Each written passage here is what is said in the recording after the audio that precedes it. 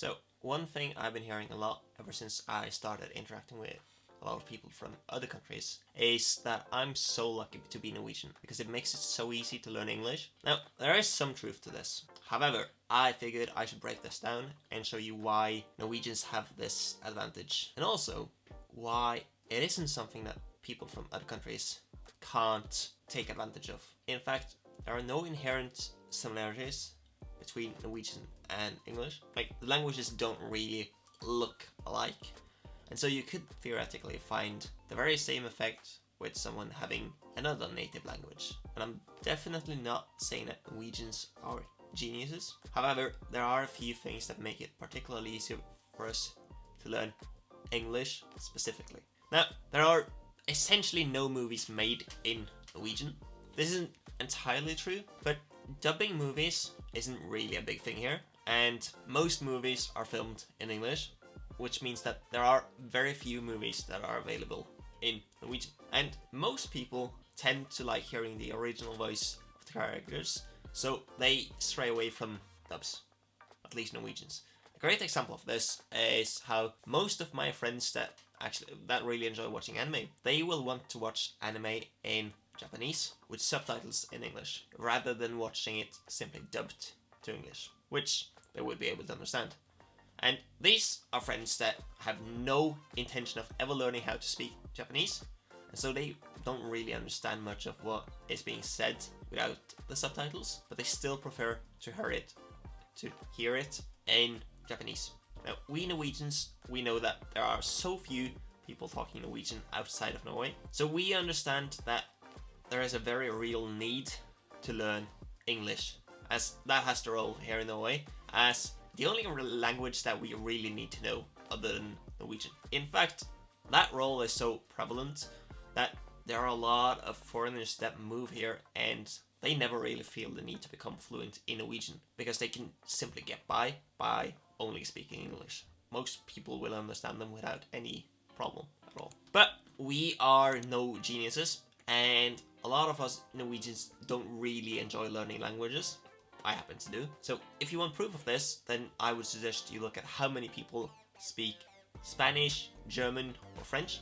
So most Norwegian students, they spend 5 years learning one of those languages.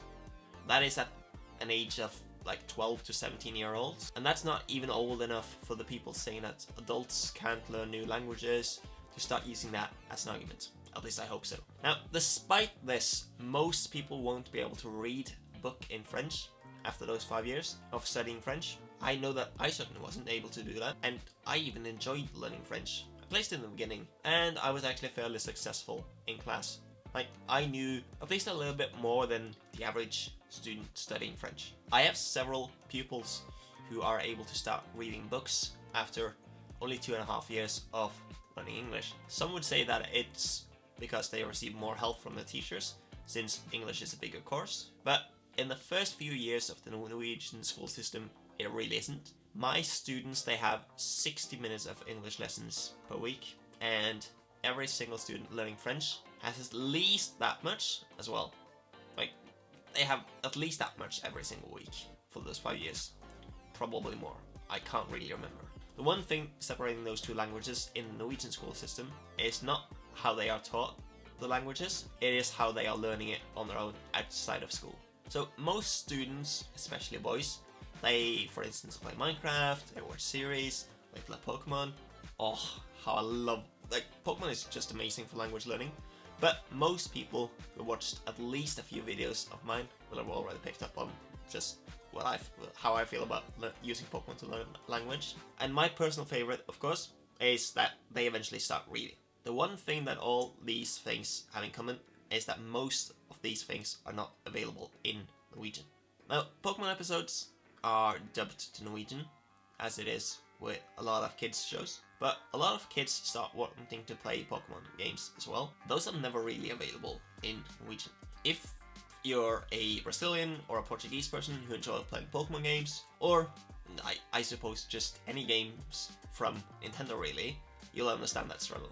As I've noticed, there really aren't a lot of games translated, at least Nintendo games translated to Portuguese. Many kids here who enjoy games like Minecraft or Pokemon, they start looking for content related to the games that they enjoy, and they naturally start building up a preference for content that is made in the same language that games are actually made in. This is also the case for anyone wanting to learn something by watching a YouTube tutorial. I've noticed that most of the time there exists a Portuguese video detailing exactly how to learn something, even if that thing is incredibly niche. There will be some strange camera setting, and I'll be able to find a video on that in Portuguese. This means that if I, for instance, already knew how to speak Portuguese, I would never really have to watch a video in English on the same thing. This is not the case for Norwegian. There are hardly any people making any content online in Norwegian.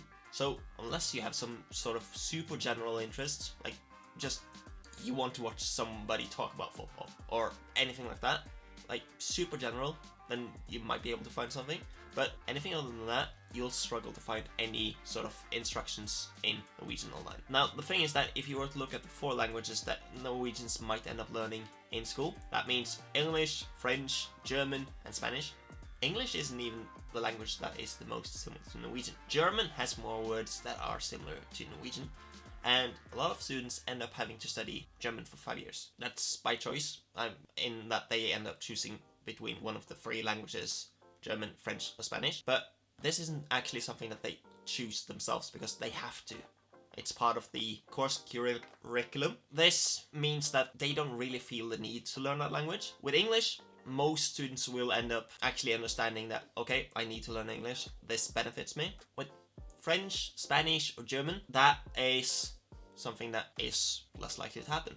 Like, the students are way more likely to struggle with understanding why they have to learn it. And they're way less likely to spend any time studying that language outside of school, especially because most of the content that they consume is in English, not in one of those other 3 languages. Now, for Norwegians, this bias towards English content, it happens quite naturally, and it isn't even something that most students are aware of. But for a lot of other countries, learning English is, I'd say, more similar to how Norwegian students experience learning Spanish. They don't really see why they should bother, and the content that they are consuming outside of school isn't made in English either. This doesn't mean that it is impossible to learn a new language if you live in a country where you get little exposure to content that isn't in your native language, but it does mean that you have to put in a bit more effort to actually look for this content. And once you do put in that extra effort, you're likely to realize just how much English content is available to you, and you're likely to start progressing very quickly. That is if you're learning English. But you could do this with any other language as well, provided that it is a language that there exists a lot of content online. There are a bunch of people complaining about how difficult it is to find conversation partners in the language that they are learning. If you're one of those people that are struggling with this, then I would suggest going back and watching another one of my videos where I specifically mention how to deal with that. Quite soon I also have a video coming out where I show how much French I've learned in the last 3 months, despite not having talked French with anyone. If that sounds interesting to you, then I would suggest subscribing to be notified when that video is ready. Now, I hope that if you were curious as to why it seemed that Norwegians had this unfair advantage, this video might have helped shed some light on that. And also, maybe how you can work on your own to achieve some of the same results. Now, as always, best of luck with your studies, and neck out.